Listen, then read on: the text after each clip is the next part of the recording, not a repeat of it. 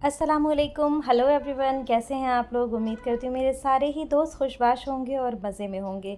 बकरा ईद के बाद कई बार पार्टियाँ होती हैं और समझ भी नहीं आता कि हम क्या बनाएं, तो मैं आज डिफरेंट टाइप की रेसिपीज़ लेकर आई हूँ जो कि आप अपनी दावतों में बना सकते हैं।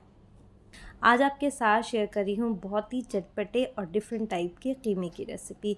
चलिए तो इस रेसिपी को हमने किस तरह बनाया शुरू कर लेते हैं। तो सबसे पहले हम मसाला बनाएंगे। तो यहाँ पर हमने 1 चम्मच ज़ीरा लिया है, 2 चम्मच हम साबुत धनिया लेंगे और यहीं पर हमने अजवाइन लिया है, 1/4 टीस्पून और 1/2 टीस्पून हमने काली मिर्च ली है। इसको हम ड्राई रोस्ट कर लेंगे। बहुत ज़्यादा हमें इसको ड्राई रोस्ट नहीं करना है, बस हल्का सा इसमें खुशबू आ जाए मसालों की, बस उतनी देर ही हमने इसको ड्राई रोस्ट करना है। इसके बाद हमने गैस बंद कर देनी है और इसको ठंडा होने देना है। जब ये ठंडा हो जाएगा तो हम इसको दरदरा सा कूट लेंगे। मैंने इसको मिक्सी के जार में डालकर बस 2 बार पल्स मोड पर चलाया था और बस ये तैयार हो गया था।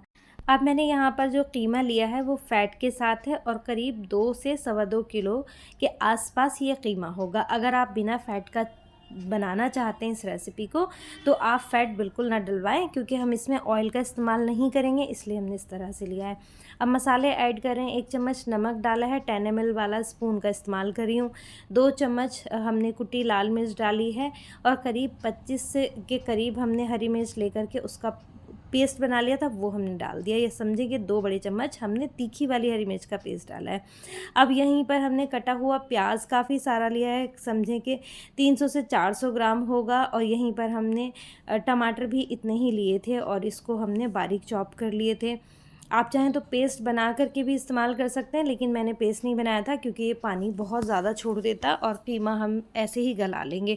अब ये अनारदाना लिया है, आप चाहें तो अनारदाने का पाउडर भी इस्तेमाल कर सकते हैं अगर आपके पास अनारदाना का पाउडर हो। अब जो पाउडर हमने बना कर रखा था, दरदरा कूट के जो हमने मसाले रखे थे वो भी हमने इसमें डाल देने हैं। साथ ही इसमें हमने 2 बड़े चम्मच जिंजर गार्लिक पेस्ट यानी कि अदरक लहसुन के पेस्ट के भी डाले थे और इसको हमने अच्छी तरह मिक्स करके रख देना है करीब 1.5 से 2 घंटा। अगर आप बना रहे हैं इसको दानेदार, क्योंकि ये कीमा जो है 2 तरह से बनता है, अगर आप दानेदार बनाना चाहते हैं तो आपने इसको ज़्यादा गलावट नहीं लगानी है। आपने सिंपली, मैं बता रही हूँ किस तरह से बनाना है और मैं बनाकर दिखाऊंगी। जैसे अगर गलावट वाला बनाएंगे तो आपने इसको 2 से ढाई घंटे रखना है और अगर दानेदार बनाना है तो आप आधा घंटे में भी आप इसको पकने रख देंगे। तो यहाँ पर अच्छी तरह से मिक्स कर दिया और मैंने इसमें से थोड़ा सा ही कीमा इस्तेमाल किया था क्योंकि मैंने दोनों तरीके का बनाया था। बिल्कुल गलावट वाला जो होगा ना वो ऐसा होगा कि बिल्कुल समझे कि उसमें रेशे नहीं होंगे, दाने नहीं होंगे कीमे के, एकदम बिल्कुल बारीक हो जाएगा क्योंकि जो प्याज हमने लगाया है इसमें ढेर सारा और साथ ही जो हमने नमक मिलाया है उससे एकदम गल जाएगा। तो अब मैंने दानेदार बनाने के लिए यहाँ पर पैन गर्म किया, क्योंकि अब मैंने फ़ैट इसमें डाला हुआ है तो ऑयल कुछ भी नहीं डाला। हमने कीमा डाल करके सिंपली उसको गलने तक हमने अच्छे से भून लिया। बारीक कटी हुई हरी मिर्च डाली है, अदरक कटा हुआ डाला है और बस ये अच्छे से तैयार हो गया था। अच्छा, जब मैं हरी मिर्च डाल रही थी तो कैमरा बंद हो गया और मुझे पता नहीं चला, तो मैं बस आपको ज़ुबानी बता रही हूँ और साथ ही आप देख भी सकते हैं इसमें हरी मिर्चें डली हुई हैं। थोड़ा सा हम यहाँ पर इसमें डालेंगे कटा हुआ प्याज। तो ये करीब एक समझे बड़ा सारा प्याज मैंने काट करके और डाला था। आप देख सकते हैं बहुत ज़्यादा बारीक भी नहीं है और बहुत मोटा भी नहीं है। साथ ही थोड़ा सा अदरक, मैंने कहा कैमरा बंद हो गया तो अदरक तो डाल ही सकती हूँ क्योंकि अगर हरी मिर्च डालूँगी तो तीखा हो जाएगा। तो बस इसको अब हमने दोबारा से तब तक पकाना है जब तक कि ये प्याज सॉफ्ट ना हो जाए। अगर आप गलावट वाला बना रहे हैं, ये तो अब मैंने दरदरा वाला बनाना बताया है, अब अगर आप गलावट वाला बना रहे हैं तो आपने मैरिनेशन लंबा टाइम लगाना है, करीब 2 से ढाई घंटा, 3 घंटा। और फिर उसके बाद जब आप इसको भूनेंगे ना तो प्याज की वजह से एकदम गोश्त का रेशा गल चुका होगा और एकदम मलाई की तरह से जो है ना कीमा भुना हुआ होगा। सबकी अपनी अपनी पसंद होती है, आप जैसे चाहें वैसे बनाएं।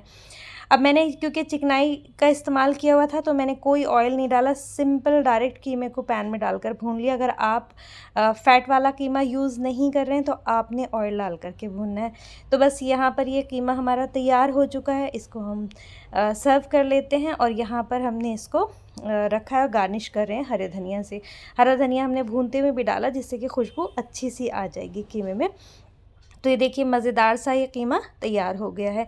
उम्मीद करती हूँ आपको ज़रूर पसंद आया होगा। एक बार आप ज़रूर बनाइएगा, आपको इंशाल्लाह ज़रूर पसंद आएगा। और अगर दावत के लिए आप बना रहे हैं तो आप एक दिन पहले भी, जैसे मैंने बताया है, कि मैरिनेट करके रख सकते हैं, मिक्स करके रख सकते हैं। बहुत आसानी से गल करके झटपट तैयार हो जाता है। तो चलिए अब हम अपनी दूसरी रेसिपी देखते हैं जो कि बहुत मज़ेदार है और डिफरेंट है। ये है, हमने बनाया भुना हुआ गोश्त। तो बहुत जल्दी और आसानी से बन जाता है। इस भुने गोश्त की ख़ास बात ये है कि ये बनने में बहुत आसान है। आप इसको भी मैरिनेट करके रखेंगे ना तो ये भी एक दिन पहले तैयारी हो जाएगी। और इसकी टैक्टिक जो मैंने बताई है इस रेसिपी में, उसको आप ज़रूर फॉलो कीजिएगा, बहुत आपको हेल्प मिलेगी। तो सबसे पहले हमने एक बड़े बर्तन में गोश्त लिया है जो कि 7 किलो है, और इसको हमने डीफ्रोज़ कर लिया था, लेकिन ये अभी भी काफ़ी धुआं छोड़ रहा है। आप देख सकते हैं बोटियाँ काफ़ी, इसमें बर्फ़ लगा हुआ है। सबसे पहले हम इसमें डाल रहे हैं नमक। तो यहाँ पर 10 ml का स्पून का मैं इस्तेमाल कर रही हूँ। 4 चम्मच मैंने नमक के डाले हैं, और इसके बाद हम बड़ा वाला टेबल स्पून, जो सर्विंग स्पून होता है, उसका इस्तेमाल कर रहे हैं।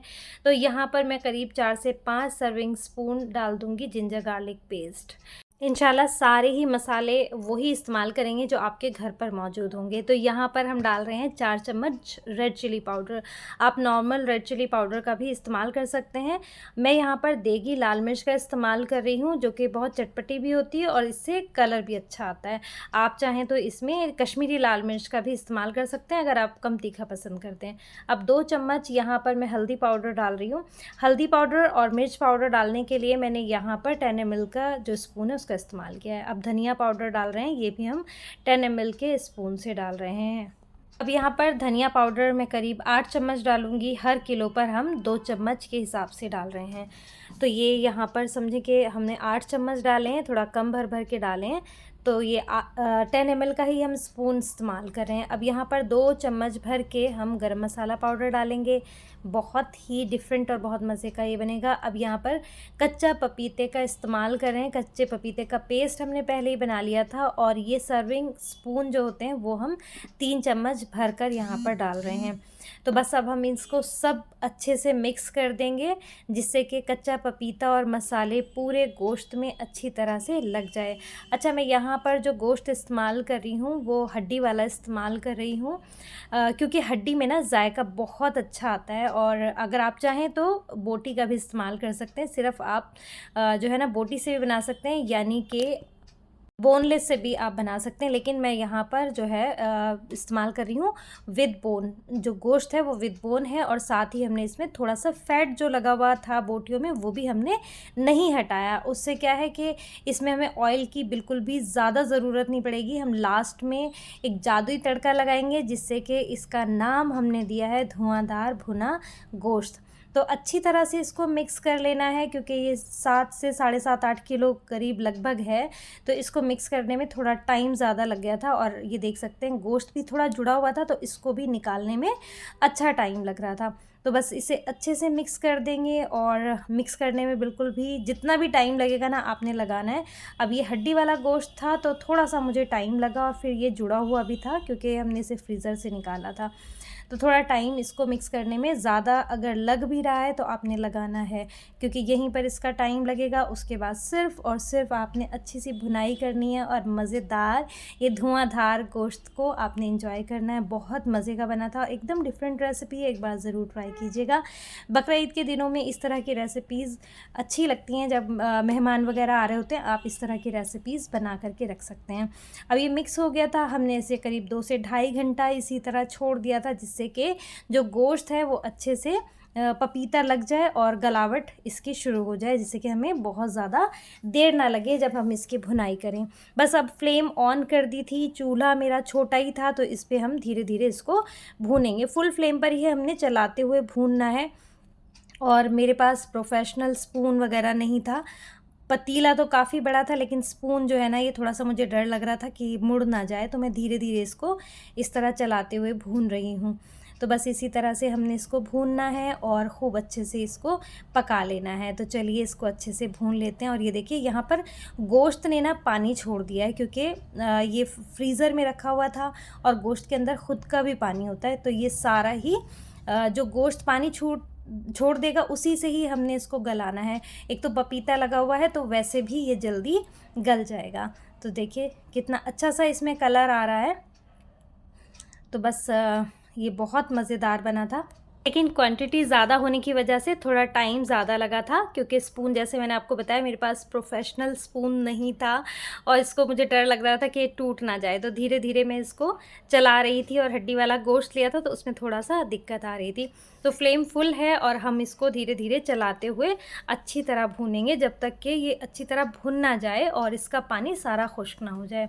तो बस इसी तरह इसको, अब कुछ भी हमें ख़ास नहीं करना है, लेकिन वीडियो स्किप मत कीजिएगा ये सोच कर के कुछ नहीं करना है, क्योंकि इसमें लास्ट में जो मैं ट्रिक बताऊंगी ना वो इतनी मज़ेदार है कि आप उसको किसी भी रेसिपी में अप्लाई करेंगे ना तो उस खाने में ना मज़ा आ जाएगा। तो आप ये देख सकते हैं यहाँ पर भूनते भूनते जो है ना पानी खुश्क हो चुका है और दूसरी साइड हमने कोयला जो है गर्म होने के लिए लगा दिया है। अब यहाँ पर मैंने तड़का पैन में देसी घी लिया है और जो हमने कोयला गरम किया था वो हम इसमें एज़ इट इज़ डाल देंगे और फ़ौरन ही लगा देंगे ढक्कन। इससे क्या होगा कि इसमें धुएं की खुशबू इतनी अच्छी आ जाती है कि मज़ा ही आ जाता है। अब देखिएगा इस घी का हम क्या करेंगे, कितना लाजवाब ये इसका टेस्ट बना देता है, कितना चेंज हो जाता है इस ट्रिक से कि आप यकीन नहीं करेंगे। तो ये कोयला निकाल देते हैं और इसको रख देते हैं साइड पर।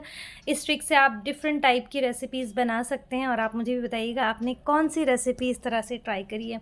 तो यहाँ पर हमने छन्नी लगा करके ये ऑयल जो है ना हमने इसमें डाल दिया। जो देसी घी था हमने इसे बिल्कुल भी गर्म नहीं किया था, ये वैसे ही मेल्ट हुआ हुआ था। गर्मी के दिन है, अगर सर्दियों में आप बना रहे हैं तो थोड़ा सा आप ऑयल को हल्का सा गर्म कर लें। बाकी जब ऑयल में या ऑयल नहीं घी में आप करेंगे तो जैसे ही आप कोयला डालेंगे ना तो ख़ुद उसको वो मेल्ट कर देगा अपनी गर्मी से।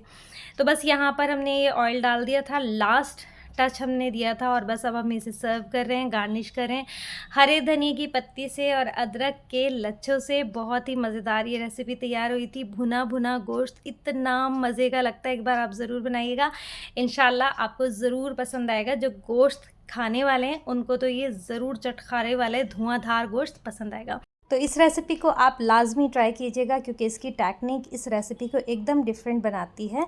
तो चलिए अब हम बढ़ते हैं अपनी दूसरी मज़ेदार सी रेसिपी के साथ, जो है आप मेन कोर्स की तरह भी इस्तेमाल कर सकते हैं। ये है हलीम या फिर खिचड़ा। ये मैंने रोटियों से बनाया है। अगर आप इसे मेहमानों के सामने भी सर्व करेंगे ना, किसी को पता नहीं चलेगा कि ये रोटियों से बना हुआ है। तो चलिए देखते हैं इस रेसिपी को। तो यहाँ पर मैंने इसको बनाने के लिए गोश्त लिया है, आप बिना गोश्त के भी बना सकते हैं। यहाँ पर करीब 1.5 से 2 किलो गोश्त है, हड्डी वाला गोश्त मैंने इस्तेमाल किया है। आप चाहें तो बोनलेस भी इस्तेमाल कर सकते हैं। तो गोश्त को अच्छे से पहले ही धो लिया था, इसे हमने प्रेशर कुकर में डाल देना है। अब हम इसमें डालेंगे कुछ मसाले। तो सबसे पहले यहाँ पर लाल मिर्च पाउडर डाल रही हूँ 1 चम्मच, 1 चम्मच नमक डाला है। यहीं पर हम डाल रहे हैं हाफ़ टी स्पून हल्दी पाउडर और यहीं पर धनिया पाउडर डाल देंगे करीब 1 चम्मच डाला है। और यहीं पर हम 2 बड़े साइज़ के प्याज काट कर डाल देंगे और अदरक लहसुन का पेस्ट डाला है मैंने 2 चम्मच। तो बस यही सारी चीज़ डालेंगे और 1 बड़ा चम्मच डाल रहे हैं हम ऑयल। अब इस प्रेशर कुकर में ढक्कन लगाएंगे और इसको हम पकने के लिए रख देंगे। इसमें मैंने बहुत थोड़ा सा पानी डाला था। अब यहाँ पर मैं आपको दिखा रही हूँ रोटियाँ। यहाँ करीब 2 से ढाई रोटी रखी थी, मेरे पास रात की रोटियाँ थी, वही मैं इस्तेमाल कर रही हूँ। पहले क्या होता था कि रोटियों को सुखा लिया जाता था, उसके बाद इसका इस्तेमाल करते थे, हवन दस्ते में कूट लिया करते थे।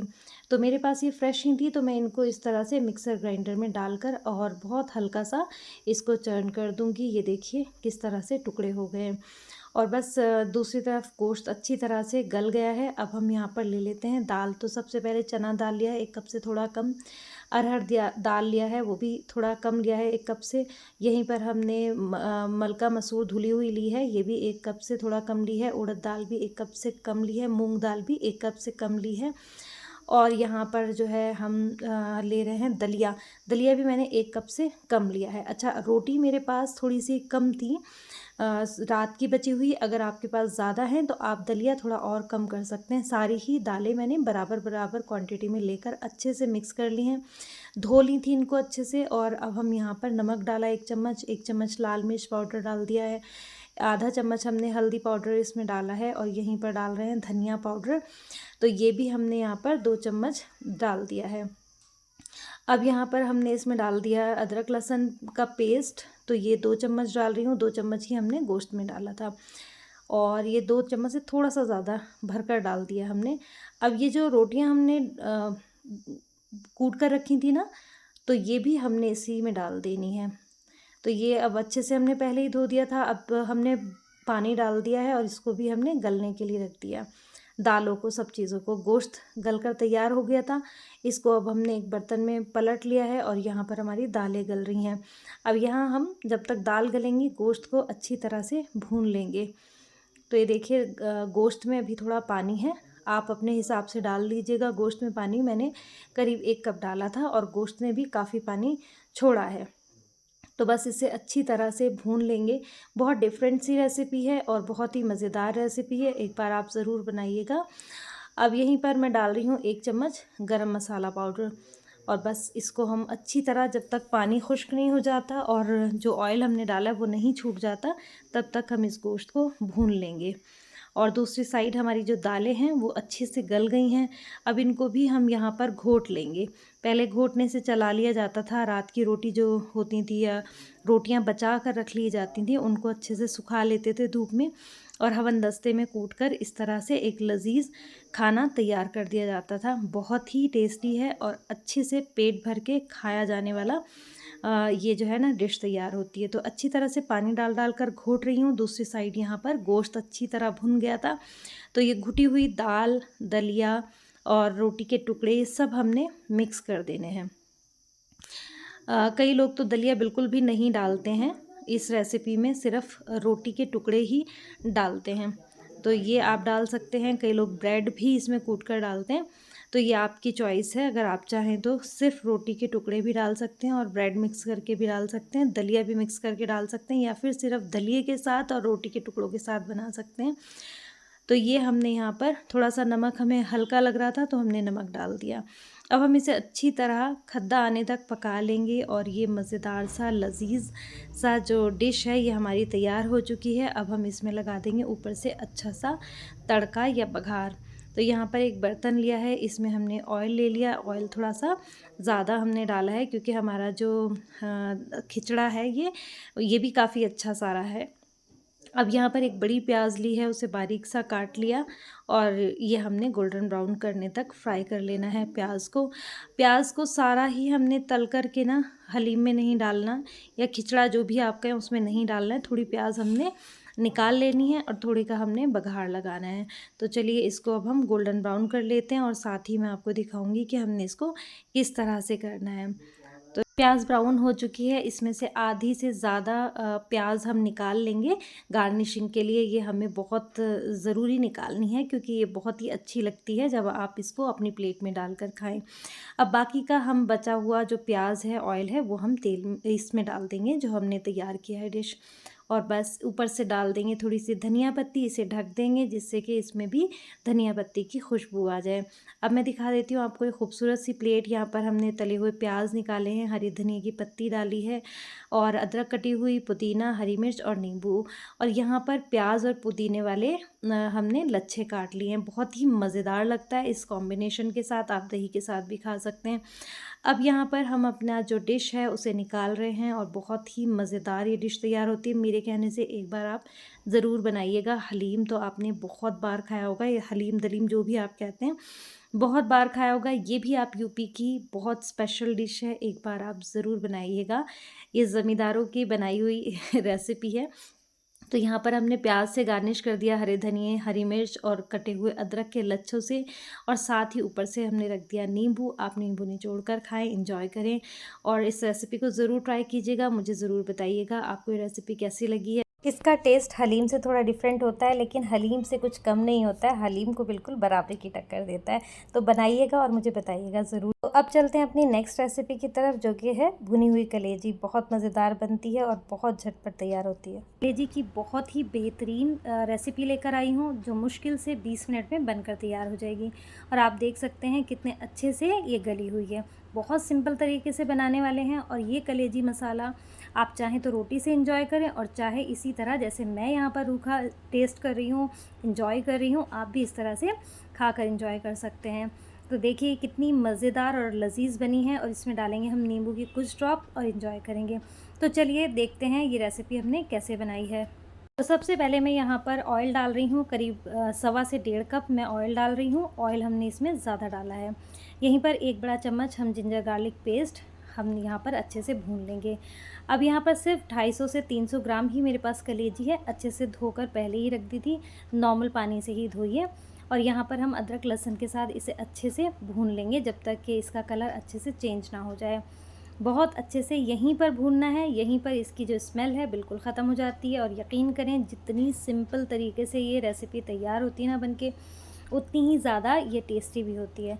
तो बस जैसे ही ये भुना, हमने इसमें डाल दिया 1/4 टीस्पून डाला है हमने गरम मसाला पाउडर, और यहीं पर हमने देगी मिर्च डाली है लेवल करके 1 चम्मच, और यहीं पर 1.5 चम्मच धनिया पाउडर और 1/4 टीस्पून हल्दी पाउडर डाला है। बिल्कुल बेसिक इंग्रेडिएंट्स हैं, और यकीन जाने के इतने बेसिक इंग्रेडिएंट्स से बहुत ही लजीज और जायकेदार ये कलेजी मसाला बनकर तैयार हुई थी। अब हमने 1.5 से 2 मिनट के करीब हमने यहाँ पर इन मसालों को मीडियम टू हाई फ्लेम पर हमने भूनना है। बहुत तेज़ फ्लेम नहीं करनी है कि मसाले जल ही ना जाएं। अब जब मसालों के भुनने की खुशबू आ जाए तो यहाँ पर हम डालेंगे 1 चम्मच नमक और 3 चम्मच दही, और ये देखिए 2 चम्मच और डाल देंगे। दही जो है वो मैं सर्विंग स्पून का इस्तेमाल कर रही हूँ डालने के लिए।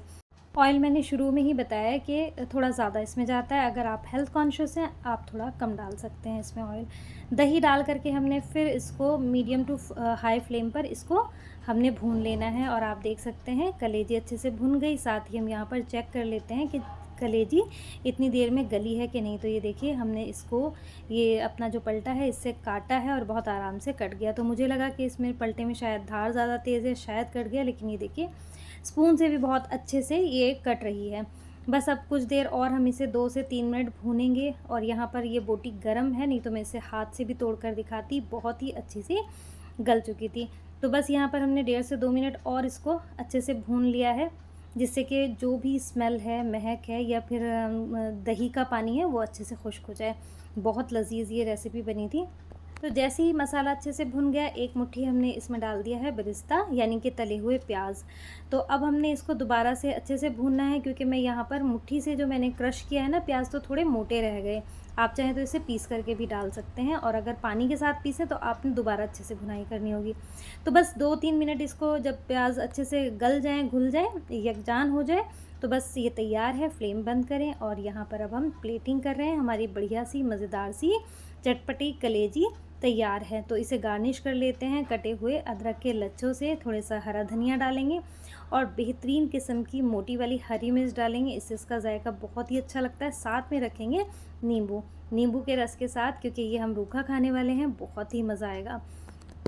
तो आप चाहें तो इसको रोटी या नान के साथ भी खा सकते हैं, और चाहें तो जिस तरह से हम इसे एंजॉय करेंगे बिना रोटी और बिना नान के, यानी कि रूखा ही हम खाएंगे, आप इस तरह से भी खा सकते हैं। तो चलिए टेस्ट कर लेते हैं, चेक कर लेते हैं कि जो हमने कलेजी ये तैयार करी है ये किस तरह से गली है। और कलेजी को जितना ज़्यादा गलाने की कोशिश करते हैं ना, जितना देर तक पकाते हैं, उतना ज़्यादा ऐंठती जाती है। तो बहुत ज़्यादा पकाने की, सीटी लगाने की ज़रूरत नहीं है। और आप देख सकते हैं कितनी आसानी से कलेजी टूट गई है। और ये देखिए बढ़िया से मसाले में अच्छे से डुबोया है और अच्छे से बूटियाँ ली हैं। और यहीं पर मैं ले लेती हूँ थोड़ा सा नींबू का रस, 2 से 3 ड्रॉप, और मज़ेदार से ये तैयार हो गया। तो आप भी इंजॉय कीजिए, और मुझे ज़रूर बताइए कि आपको कलेजी की रेसिपी कैसी लगी है, और सारी ही रेसिपी जो आज शेयर करी है वो आपको कैसी लगी है। उम्मीद करती हूँ आपको सारी ही रेसिपी पसंद आई होंगी। ज़रूर बनाइएगा और मुझे भी बताइएगा कैसी बनी है। तो दुआओं में याद रखिएगा। इंशाल्लाह मिलेंगे अगली किसी मज़ेदार सी रेसिपी के साथ। जब तक के लिए इजाज़त, अल्लाह हाफ़िज़।